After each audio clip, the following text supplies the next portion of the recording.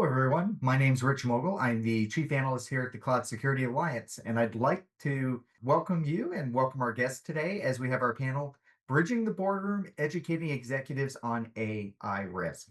Now, this is something that I've encountered myself a lot when I've been talking with organizations.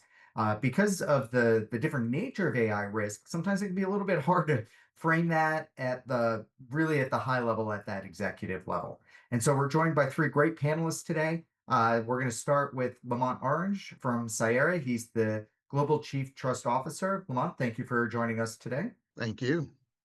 And we have Tal Shapira, the CTO and co-founder of Rico. Tal, welcome. Thank you very much. Okay, thank you, gentlemen, for all joining us today. And I want to start a bit by talking about how to balance innovation and accountability. So, when executives and directors need to encourage responsible AI adoption, they always, of course, still need to support the innovation, the competitiveness, and sometimes, particularly for those of us on the security side, our instinct is to kind of lock things down until we have time to fully articulate and manage that risk. But how can those security executives, the risk executives, encourage responsible AI adoption while still supporting that low friction, that move fast innovation and competitiveness? So I think I could start. It really starts with understanding, having a clear understanding of what you're trying to accomplish, first of all. I think the AI boom as a whole, it's kind of sensationalized it as this new toy or capability in some ways, shiny toy syndrome. We want to understand it, we want to use it. We hear it has such great possibilities, but we just jump in and it's like driving a car saying I'm heading west and you don't know where you're going and you just go due west. So I think one thing to balance everything, let's truly, understand what are we really trying to accomplish by leveraging AI and use that as the starting point. And also look at how it either enhances or further evolves our business processes, because there's a change that has to occur with that, with bringing that on in order to really obtain all of those efficiencies and the goodness of leveraging AI. So you're saying we should actually have an objective with a desired business outcome before we just jump into AI? Yeah, I think that's starting one, Crazy. something old, something new. All right. Tal, what do you think? Yeah, I think that we have seen like a huge change in the last 1 or 2 years now. Everyone in the organization understand that the primary goal of the security department is actually to enable the business growth, and this is because of the AI. Now, in order to do it, like and we have seen, like, for example, when it's come to SaaS, we have seen an increase of around 26% in the past 2 years of SaaS adoption. And of course, the main contributor is AI, either pure generative AI application or embedded AI feature in existing application. And it feels like there is an understanding within organization that they expect the security team to enable the entire organization department to grow within these tools. Now, how to do it? It's I think that the first stage is, let's start with visibility. Like, let's start by understanding what we actually have in the organization, and instead of finding ourselves in a situation that every user started to use a different application to accomplish the same goals. I'm pretty relate to what you just say about setting up the goals. So if we set up the goals, we can also set up a clear guidelines of what are the best solution, what are the best tool, and then we can allow the TPRM team of actually run an analysis for each type of application. Like, ask ourselves the regular question, like we used to ask for every other solution which is not an AI solution, like um, do we have an encryption? Do we have audit log? Do we have like the SSO support? Like and of course, like, we have also the new question: does the vendor train model on our data? And I think this is like the balance, like choosing the right solution that can help the organization accomplish their goal, but limiting the risks. So it seems like for everyone, one of the big focuses is around making sure that you've got those defined objectives. And yeah, I mean, I run into that all the time. I see some people kind of I had an organization I was working with. They were, let's just say they wanted to use AI for a security function that I could not possibly figure out a use case where AI would have added to that. And if anything, would have reduced security. But the one thing and just let's keep this one a little bit short because we got a lot of questions to get to. I want to push on a little bit is what at that executive, at that director level. So piece one is having the good use case. Piece two is Tal, you were talking about being visible, having insight into those risks, and just make sure you've got those core security controls. But are there any tricks, anything you would recommend that could help those executives kind of make that organization or the people in that organization understand that, hey, we're looking at responsible AI. So we've got to have the safety, we've got to have the security pieces on that, while still letting them move fast. So yeah, I think it ultimately still, as you go through a project or a program, right? You want to understand the outcomes, processes either positively or negatively. But I think the other thing that you really want to look at is, how does this change our operating model? So we want to run, every company is reinventing itself today. They want to run fast. And there's also the other side of all of our tool sets. We have governance models. We have GRC teams. We have questionnaires that go out, and it's one of those things where it looks like it's 100 questions, but now it's five, depending on how you answer things. And as you start to understand that, there's lots of questions around AI, how it's being used in that particular tool and that process. And I think what we're starting to see is that not everyone knows how to answer those Mhm. questions. And it means different things to different people. And you say, well, are you using AI in your tool? No, we're not using AI. We're using LLM. What level of risk are you willing to accept because of the outcome you want to realize? And I think you're 100% correct when you say you start with the visibility aspect of it, but I think there's a fast follow to enforcement.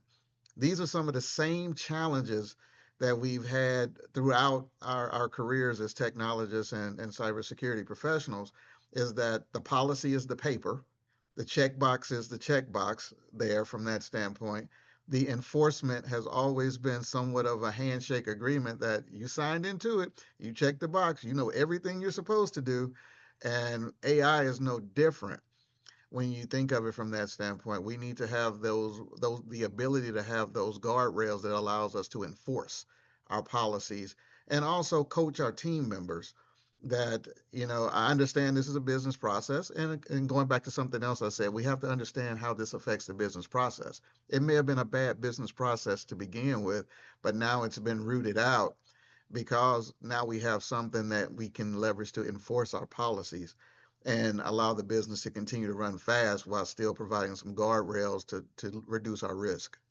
The next thing I want to talk about is governance and risk reporting, and I think this ties in well with some of what both of you just brought up, which is around the visibility, knowing the business process, kind of those core elements of it. And do you find that there's any frameworks or practices that you've used or that you've heard of that are most effective for aligning reporting of AI risk to and balancing that with the existing board governance priorities? So, number one, I love this question because there's framework du jour, that you can go across that really talks about how to represent, AI. NIST is working on some things. Even the CSA is working on some things around this, and several organizations. I mean, we're even at Sierra trying to do our I say good corporate citizen portion of it while by doing training for those teams as architects around AI readiness and being able to understand some of those implications. And I think we have all of these particular movements that are happening. And I think there's goodness in that because there is some change that occurs throughout. And if you had to look at and compare the legacy way we've gone about this by leveraging the frameworks, we had time to do Rev 1, Rev 2 publications, all of these other things.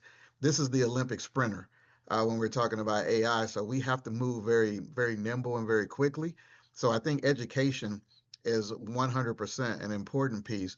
But then let's not try to reinvent the wheel on everything else that we're doing. When you think about implementing new technologies that have this sort of impact for the organization, you think about financial exposure and impact, you think about the threat and technology, risk landscape, how does this affect it? How does this minimize it? How does this increase it? Where do you need to mitigate? What programs and processes you need in place to operationalize these tools? And then you think about the control and governance aspect of it. And there has to be people, process, and technology that fit into those three categories necessarily, and not get into a point where we're trying to create something new because it's AI.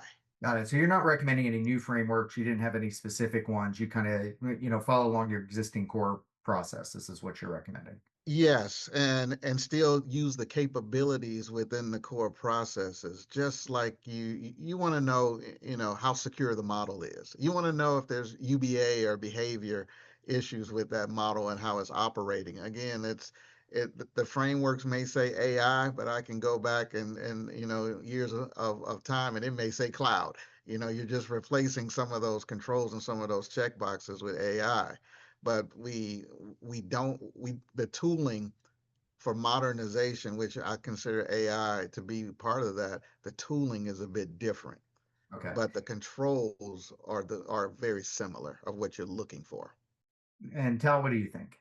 I think that it's very important for us as an industry to basically agree on what are the standards that we basically go with. I think that it's pretty clear that ISO 42001 is kind of going to be like the new ISO 27001 for the AI. And the same like the EU AI Act is going to be like kind of the new GDPR for AI. But what I found helpful is in practice is basically the AI control metrics. Uh, I have to admit that I also was involved in establishing it, but basically Wait, are you saying the Cloud Security Alliance AI controls matrix, not to be self-promotional? yeah. Yeah, I think just like the CAIQ basically help us to understand basically how we share responsibility around the cloud and SaaS. The same is like with AI CAIQ, and I really recommend like everyone that beside understanding the terminology and basically understand what are the risks associated with AI and AI in cloud and SaaS. I also really recommend starting with basically trying to feel the AI CIQ questionnaire, and basically this could help organization to kind of establish create an alignment between the security team. Well, Tal, I very much appreciate you bringing up the AI controls matrix, and we also have the Maestro framework for threat modeling. Not that threat modeling is going to be reported necessarily to the board, but I do know, quite a few of the boards want to know what the threat is, what the risks are, and having that level extra. You're not going to give them all the specifics, but having that. Knowing that you have the specifics to back you up and say, yes, we use this standardized framework for evaluating this vendor versus this vendor versus this vendor, I think also could be really useful. Now, I want to take a little bit of a twist and start talking about liability and regulatory compliance, because this is very complicated area right now. Just not just for AI. I mean, across all of technology. I kind of miss when I started 25 years ago. It was what the digital millennium, the DMCA was about all we had to worry about, and we didn't even have California privacy laws. That has obviously changed. We have no shortage of liability and regulatory compliance issues today. And so, with the evolving disclosure deadlines, and that's been a big focus of a lot of the regulations, is when there's an incident, forcing organizations to disclose those more quickly on a tighter timeline. We're seeing that pretty consistently in a range of regulations. And we're also seeing increased liability concerns for directors, for managers. And that's something that we've seen in Europe, we've seen in the US, and in other regions. So, because they're going to be accountable, what should boards and those C suite executives prioritize now to stay ahead of regulatory demands? Because we don't really see these necessarily decreasing. Yeah, I think that with AI everything run very fast, and you cannot basically tell yourself, oh, I'm blocking everything. So no one can use and no one can connect and like everything is good. You cannot tell yourself this anymore. And this is why I always say you should start with visibility because you cannot manage and you cannot be liable for what you don't know about. And it's not just about what application or what AI tools or what AI agents people in my organization use. It's also about the connection between those tools Mhm. because it's not more about like Tal using AI in Slack or Tal use like a ChatGPT. It's about someone connected one approve app, which let's say ChatGPT, we approve ChatGPT within the organization. And of course, we approve Salesforce within our organization, but I never approve someone to connect ChatGPT to Salesforce and to create report, to expose report or whatever. So like the visibility become much more challenging because it's like it's exponential. The number is exponential than what we used to have. I just want to reinforce, like real example, the sales loft drift breach that just occurred was exactly along the lines of what you brought up, where it was basically a plug-in to Salesforce, not Salesforce itself. That I mean was, I mean that was pretty, pretty horrific exposure there. And this is the thing you cannot tell because you don't enforce these let's say non-human identities or AI agent. They not authenticate via like Okta or other Active Directory. You grant them a token and then they use it and that's all. So you need to be able to create this visibility. But then the second stage should be also the accountability. And the accountability is actually to assign ownerships. Like you cannot do it by yourself as a security manager. Like you need to basically to cooperate with the business, either the IT department, either the director in the organization, actually assign ownership who is responsible for AI governance for which system in the organization. And last is basically documentation. Like you need to establish and document the policies, the everything that you do around AI safety in your organization. So I think that basically, and of course, it's like it's turned around because after you document stuff, after you establish the policy, then basically it's going back to okay, now I monitor it. Yep.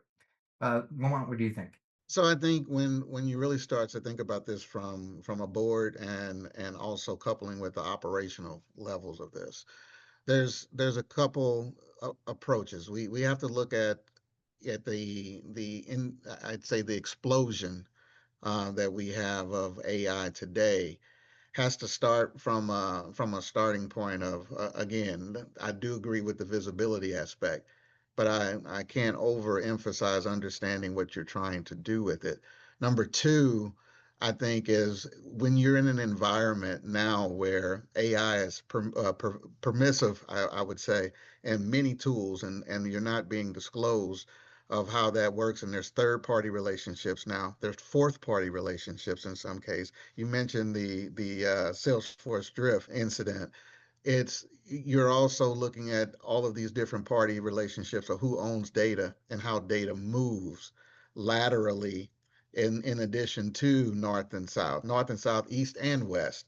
You know, that, and it sounds familiar from something that we had early days when we were moving to cloud. So you still haven't solve for that in the legacy world. We've had some nuggets of gold that were found there, but we need to make sure that we're looking for that same perspective as we go into AI and have all of these different party type relationships because of the connective nature that AI brings to the table. I think the other thing that you look at around this, 100% security across all the models and what they're doing, going back to being able to look at the user behavior aspect of it. We are well beyond, I think, in many of our organizations around sanctioned and unsanctioned. at this point. So now we have to understand how use is occurring with the data. We focus a lot. And I think in some of the conversations that I've had before, I always say CISO school, right? It's this mystical place. And it tells you a lot of things around focusing on identity. And identity leads you to understanding what data is happening and what data and where it lives and where it's happening. That hasn't been the case. That's been our failure at this point. We need to understand data because data can exist everywhere, and it may have an identity that we know about, and it may have other identities that are ephemeral that we don't know about.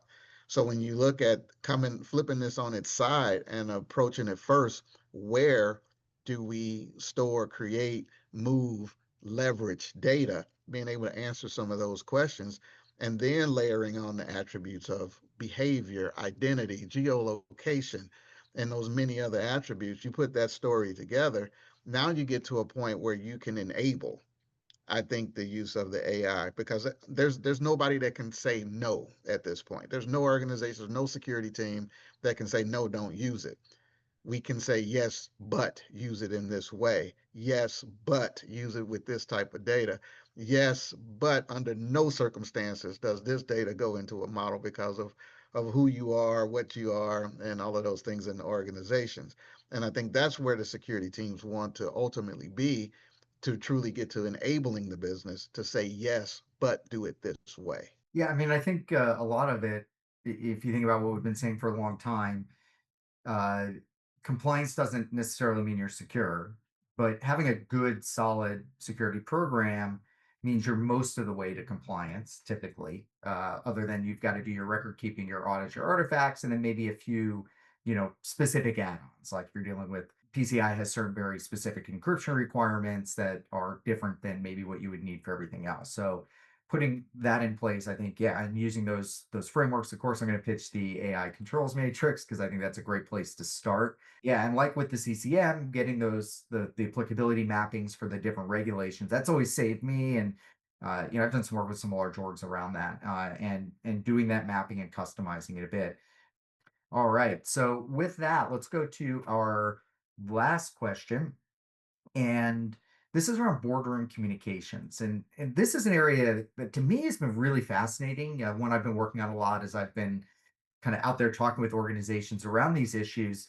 And I can't remember which of you said it. I mean, people don't really have a great understanding about, they might, oh, we're not using LLI or we're not using AI, we're using LLMs or something along those lines.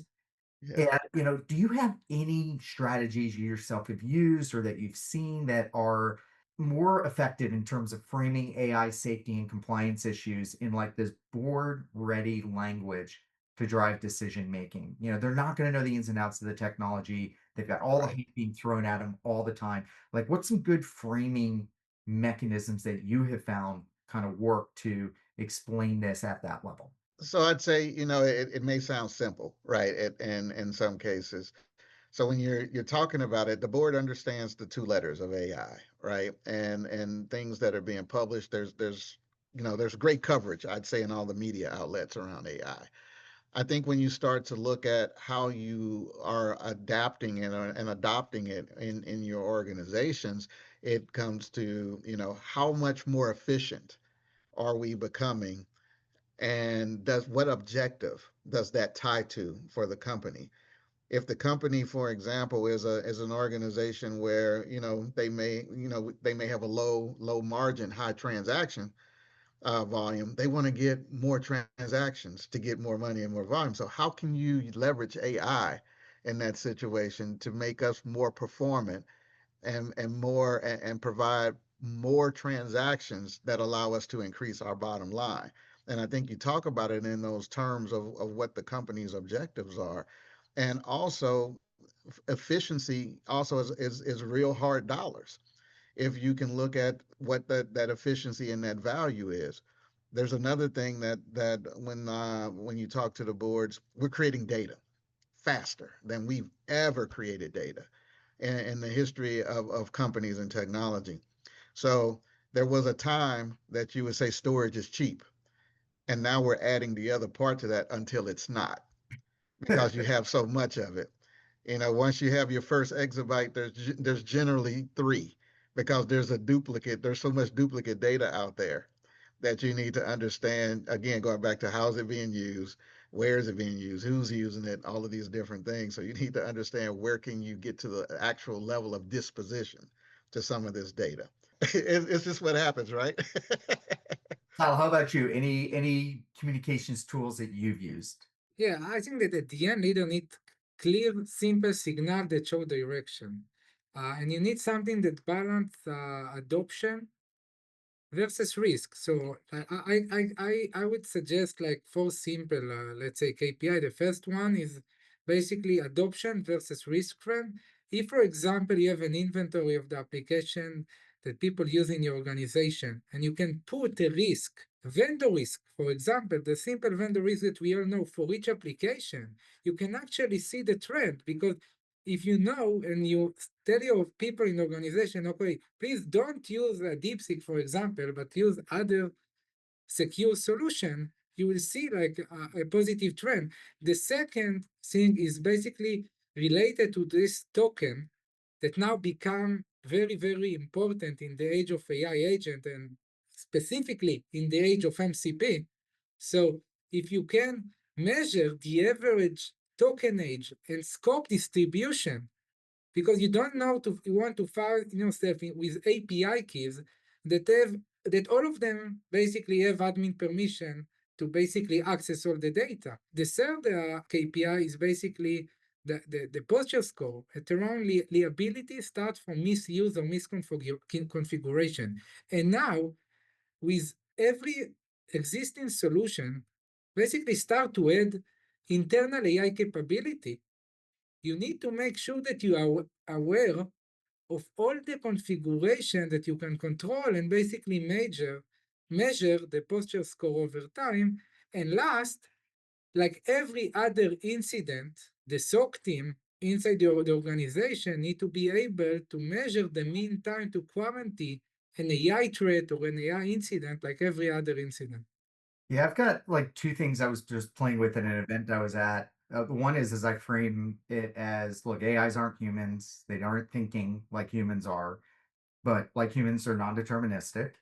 So we have to think of AIs as much as targets for social engineering, and they're Sure. not going to behave consistently like the rest of our technology. So that's one area of risk that changes. And then the other is that the data plane and the control plane are intermingled together. And Yes. that creates, so these are two newer kind of categories. But all right, with that, I would like to thank our panelists, Lamont and Tal, for joining us today. Great information. And yeah, I think we've got a lot of work ahead of us to, especially once we're now dealing with the boards and just the onslaught of information they're getting, the hype that's pushing the bubble here and being able to maybe not temper that, but to bring a little realism so that they understand the risk that they're stepping into as our organizations adopt AI, so they can do that without having the blinders on and kind of understand what risk that brings and being able to balance that with the opportunity. Thanks everybody for joining us today, and we hope you enjoyed the rest of the event.